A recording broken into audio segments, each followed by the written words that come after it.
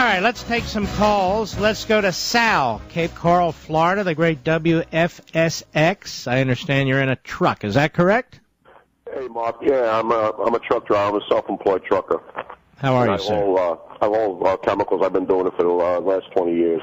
Are we still allowed to do that? Excuse me? Are we still allowed to do that? I'm hoping we can, because without it, we won't survive. All right, my friend. I just want to tell people, I want to voice my opinion on what chemicals really do for this country and for everything that we touch and eat. And, you know, it all has to do with chemicals, and most of it comes out of refineries, like I said.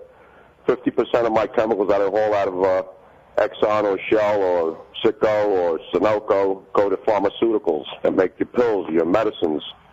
I do a lot of work for Merck. I haul a lot of chemicals for Merck. I haul a lot for Menem. I even haul chemicals for Gerber that make baby food.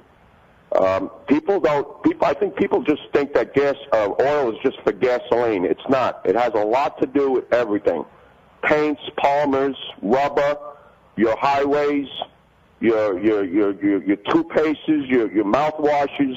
They should send all these liberals that are against oil companies out to an island, and I would like to see how they would survive without oil.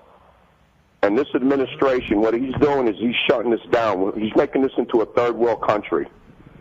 People have to open up their eyes, and when they walk into their houses, they should thank the Lord that there is oil and that God gave us this natural source in our earth, because without it, I mean, you walk into your house, 90% of your house is made by oil.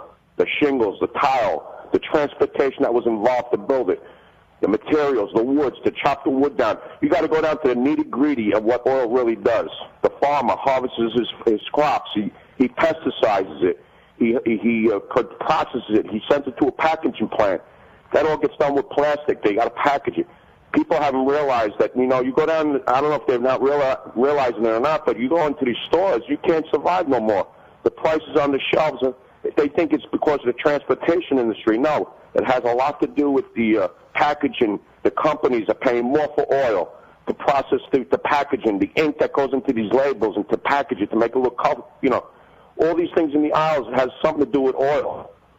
You know, it's the plastics, everything. I mean, and the stuff that I haul is mainly raw products that come out of these oil refineries that go to all the manufacturers in this country from coast to coast.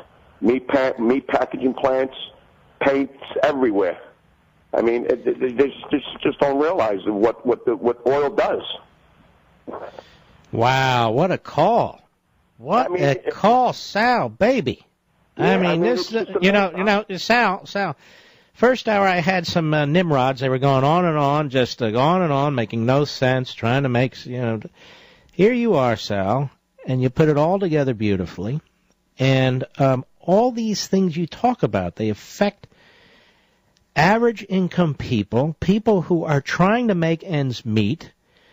And you know what else is interesting, Sal? The overwhelming majority of us never get our hands dirty with oil or gasoline. In other words, other than standing at a pump and filling up our car, changing the oil in our car, the fact of the matter is people just seem to think this stuff shows up. Oh, look at that packaging for this, and oh, look at that, I go to the gas station, there's gas.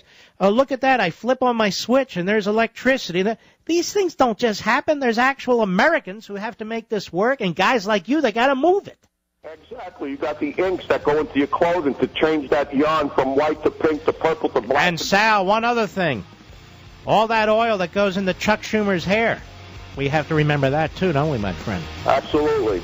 All right, Sal, God bless you. Be safe out there. Now that was a great call.